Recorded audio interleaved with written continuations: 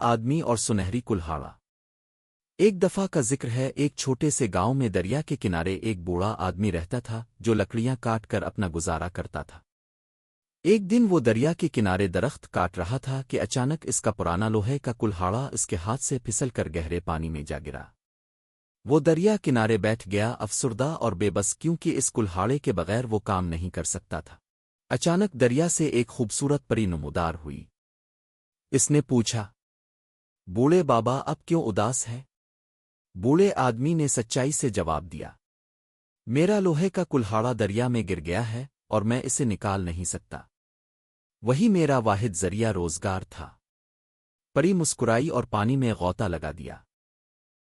کچھ دیر بعد وہ سنہری کلہاڑا لے کر ابھری۔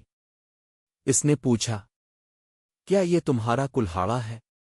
بوڑھے آدمی نے سر ہلا کر کہا، نہیں، یہ میرا نہیں ہے۔ پری نے پھر چاندی کا کلہاڑا نکالا اور پوچھا، کیا یہ تمہارا ہے؟ بوڑھے آدمی نے پھر کہا، نہیں، یہ بھی میرا نہیں ہے۔ آخر کار پری نے پرانا زنگ آلود لوہے کا کلہاڑا نکالا۔ بوڑھے آدمی کی آنکھیں چمک اٹھیں اور وہ خوش ہو کر بولا، ہاں، یہ میرا کلہاڑا ہے۔ پری اس کی ایمانداری سے بہت متاثر ہوئی اور اسے تینوں کلہاڑے، لوہے کا، چاندی کا اور سونے کا، دے دیے۔ اس دن کے بعد بوڑھا آدمی آرام دہ زندگی گزارنے لگا اور ہمیشہ یاد رکھتا کہ ایمانداری سب سے بڑی دولت ہے۔